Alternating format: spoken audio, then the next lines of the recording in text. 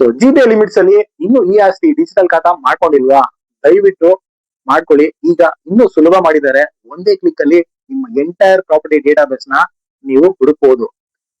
ಅದೇ ತರನೇ ಡಿಜಿಟಲ್ ಖಾತಾ ಮಾಡುವಾಗ ಒಂದಕ್ಕೆ 2 ಸತಿ ಅಪ್ಲಿಕೇಶನ್ ನ ಕ್ಲೀನ್ ಆಗಿ ಹಾಕಿ. ಇಲ್ಲ ಅಂದ್ರೆ ಯಾವ್ದೋ ಪ್ರಾಪರ್ಟಿಗೆ ನೀವು ಓನರ್ ಆಗೋತೀರಾ. ಬಿಬಿಎಂಪಿ ಲಿಮಿಟ್ಸ್ ಅಲ್ಲಿರುವ ಪ್ರಾಪರ್ಟಿ ಟ್ಯಾಕ್ಸ್ 5% ರಿಬೇಟ್ ಎಕ್ಸ್ಟೆಂಡ್ ಆಗಿದೆ ಇನ್ನು 1 ತಿಂಗಳು. ಹಾಗೆ ಬಿಬಿಎಂಪಿ ಅಂತಾನೆ ಬರುತ್ತೆ, ಯಾಕಂದ್ರೆ ತುಂಬಾ ವರ್ಷಗಳಿಂದ ಬಿಬಿಎಂಪಿ ಅಂತಾನೆ ಬರ್ತಾ ಇದೆ. ಸೊ ಜಿಬಿಎ ಲಿಮಿಟ್ಸ್ ಅಂಡರ್ ಅಲ್ಲಿರುವ ಎಲ್ಲಾ ಪಾಲಿಕೆಗಳಿಗೆ, ಅಂದ್ರೆ ಈಸ್ಟ್ ವೆಸ್ಟ್ ನಾರ್ತ್ ಸೌತ್ ಪಾಲಿಕೆಗಳಿಗೆ ಹೊಸ ಅಪ್ಡೇಟ್ ತಂದಿದ್ದಾರೆ. ಈ ಆಸ್ತಿಗಳಲ್ಲಿ ಏನಪ್ಪಾ ಅದು ಅಪ್ಡೇಟ್ ಅಂದಾಗ, ಮುಂಚೆ ಎಲ್ಲ ನೀವು ಈ ಖಾತಾ ನಿಮ್ದು ಅಂದ್ರೆ ಡ್ರಾಫ್ಟ್ ಈ ಖಾತಾ ಚೆಕ್ ಮಾಡ್ಬೇಕು ಅಂದಾಗ ಹಿಂಸೆ ಆಗೋದು. ಆಮೇಲೆ ಅದಕ್ಕೆ ನಿಮ್ಮ ಈ ಆಸ್ತಿ ನಂಬರ್ ಗೊತ್ತಿರ್ಬೇಕಾಯ್ತು, ಓನರ್ ಹೆಸರು, ಇಂಡೆಕ್ಸ್, ಆತರ ಅಸೆಸ್ಮೆಂಟ್ ನಂಬರ್ಗಳು, ಇದೆಲ್ಲ ಚೆಕ್ ಮಾಡಿ ವೆರಿಫೈ ಮಾಡಿ ಹುಡುಕ್ಬೇಕಾಯ್ತು.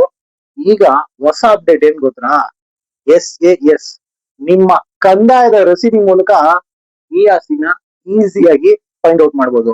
ಈ ಹೊಸ ಅಪ್ಡೇಟ್ ನ ತಂದಿದ್ದಾರೆ. ಇದ್ರ ಬಗ್ಗೆನೆ ಇವತ್ತು ನಾನು ಗೊತ್ತಿರಂಗೆ ಒಳ್ಳೆಯದು ಹಾಗೂ ಅನುಕೂಲ ಅನಾನುಕೂಲ ಎಲ್ಲ ಹಂಚ್ಕೊಂತಾ ಇದೀನಿ.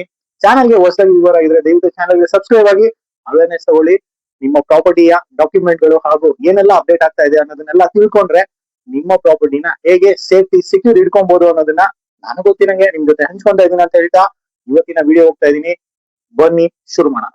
ಮುಂಚೆ ಎಲ್ಲ ನಿಮ್ಗೆ ಈ ಆಸ್ತಿ ಅಂದ್ರೆ ಜಿಬಿಎ ಲಿಮಿಟ್ಸ್ ಅಲ್ಲಿರುವ ಪ್ರಾಪರ್ಟಿಲಿ ನೀವು ಡಿಜಿಟಲ್ ಖಾತಾ ಮಾಡ್ಕೊಬೇಕು ಅಂದಾಗ ಫಸ್ಟ್ ನಿಮ್ಮ ಈ ಆಸ್ತಿ PID ನಂಬರ್ ನ ಫೈಂಡ್ ಔಟ್ ಮಾಡ್ಬೇಕಾಯ್ತು. ಆಮೇಲೆ ಅದ್ರೊಳಗೆ ಲಾಗಿನ್ ಆಗಿ ನಿಮ್ಮ SCS ನಂಬರ್ ಹಾಕಿದ್ರೇನೆ ಅಪ್ಡೇಟ್ ಆಗೋದು. ನೀವು ಟ್ಯಾಕ್ಸ್ ಡೀಟೇಲ್ಸ್, ನಿಮ್ಮ ಪ್ರಾಪರ್ಟಿ ಡೀಟೇಲ್ಸ್ ಇವೆಲ್ಲ ನಾವು ಮ್ಯಾನ್ಯುಯಲಿ ಅಪ್ಡೇಟ್ ಮಾಡ್ಬೇಕಾಗಿತ್ತು. ಈಗ ಆ ಶ್ರಮ ನಿಮಗ್ ಬೇಡ. ನೀವೇನಪ್ಪಾ ಮಾಡ್ಬೇಕು ಅಂದಾಗ ಜಸ್ಟ್ ನಿಮಗ್ ಗೊತ್ತಿದ್ರೆ, ಅಂದ್ರೆ ಕಂದಾಯ ರಸೀದಿ ನಂಬರ್ ನಿಮ್ಗೆ ಗೊತ್ತಿತ್ತು ಅಂದಾಗ ನೀವು ಆ ಕಂದಾಯ ರಸೀದಿ ನಂಬರ್ ನ ಕ್ಲಿಕ್ ಮಾಡ್ಬಿಟ್ಟು ನಂಬರ್ ನ ಹಾಕಿದ್ರಿ ಅಂದಾಗ ನಿಮ್ಮ ಡಿಜಿಟಲ್ EPID ಅಂದ್ರೆ ಈ ಆಸ್ತಿ ನಂಬರ್ ರಿಫ್ಲೆಕ್ಷನ್ ಆಗುತ್ತೆ. ಅಲ್ಲೇ ಎಲ್ಲಾ ಇಂಡೆಕ್ಸ್ ಬಂದ್ಬಿಟ್ಟಿರುತ್ತೆ. ನಿಮ್ಮ ಹೆಸರು, ಹಾಗೆ ವಾರ್ಡ್, ಹೊಸ ಡಿಜಿಟಲ್ ಈ ಆಸ್ತಿ ನಂಬರು ಎಲ್ಲ ರಿಫ್ಲೆಕ್ಟ್ ಆಗಿರುತ್ತೆ. ನೆಕ್ಸ್ಟ್ ನೀವೇನಪ್ಪಾ ಮಾಡ್ಬೇಕು ಅಂದಾಗ ನಿಮ್ಮ ಡಾಕ್ಯುಮೆಂಟ್ ಡೀಟೇಲ್ ಗಳನ್ನ ಅಲ್ಲಿ ಎಂಟರ್ ಮಾಡ್ಬೇಕು. ಹಾಗೆ ಚೆಕ್ ಬಂದಿ ರಿಮೈನಿಂಗ್ ಏನಿತ್ತು ಅದೆಲ್ಲ ಮಾಡ್ಬೇಕಾಗುತ್ತೆ. ಸೊ ಈ ಇನ್ಫಾರ್ಮೇಶನ್ ನ ಏನಕ್ಕೆ ನಾನು ವಿಡಿಯೋ ಮಾಡ್ಬೇಕಾಗಿತ್ತು, ಇದೇನ್ ಅಷ್ಟೊಂದು ಇಂಪಾರ್ಟೆಂಟಾ ಅಂತ ಕೆಲವ್ರು ಅನ್ಕೊಬಹುದು.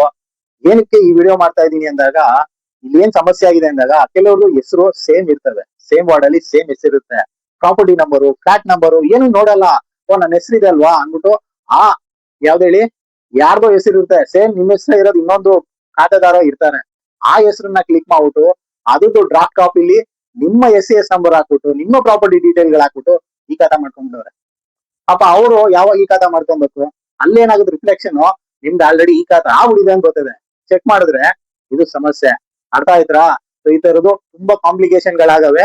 ಅದಕ್ಕಂತಾನೆ ಅವರೇ ರಿಸ್ಕ್ ತಗೊಂಡು ಈ ಡಿಜಿಟಲ್ ನಂಬರ್ ಜೊತೆಗೆ ನಿಮ್ಮ SCS ಡಿಜಿಟಲ್ ನಂಬರ್ನು ಮರ್ಜ್ ಮಾಡಿದ್ದಾರೆ. ಇವಾಗ ನೀವು ಈ ಖಾತಾ ಅಂದ್ರೆ ಡಿಜಿಟಲ್ ಖಾತಾ ಮಾಡಿಸುವಾಗ ದಯವಿಟ್ಟು ಒಂದಕ್ಕೆ 2 ಸತಿ ವೆರಿಫಿಕೇಶನ್ ಮಾಡ್ಬಿಟ್ಟು ಸಲಹೆಗಾರರು ಯಾರು ಕರೆಕ್ಟ್ ಆಗಿದಾರಲ್ಲ ಅವ್ರ ಹತ್ರ ಅಪ್ಲಿಕೇಶನ್ ಹಾಕ್ಸಿ, ಹಾಗೆ ಡಿಜಿಟಲ್ ಖಾತಾ ಮಾಡಿಸಿ. ಅಪ್ಲಿಕೇಶನ್ ಹಾಕಿಂತ ಮುಂಚೆ ದಯವಿಟ್ಟು ಒಂದ್ಸತಿ ಆ ಕಾಪಿನ ಡೌನ್ಲೋಡ್ ಮಾಡಿಸ್ಬಿಟ್ಟು ಓದ್ಬಿಟ್ಟು ಆಮೇಲೆ ಸಬ್ಮಿಟ್ ಮಾಡಿಸಿ. ಇಲ್ಲೇ ಸಮಸ್ಯೆ ಬರೋದು. ಅರ್ಥ ಆಯ್ತಾ? ಒಂದು ಅವೇರ್ನೆಸ್ ಕೊಡೋಣ ಅಂತಾನೆ ಈ ವಿಡಿಯೋ ಮಾಡಿರೋದು. ಇನ್ನು ಡಿಜಿಟಲ್ ಖಾತಾ ಮಾಡಿಲ್ಲ ಅಂದಾಗ ದಯವಿಟ್ಟು ಖಾತಾ ಮಾಡ್ಕೊಳ್ಳಿ. ಇಲ್ಲ ಅಂದ್ರೆ ನಿಮ್ ಪ್ರಾಪರ್ಟಿಗೂ ಯಾರಾದ್ರೂ ಖಾತಾ ಮಾಡ್ಬಿಡೋರು. ಏನಂತೀರಾ?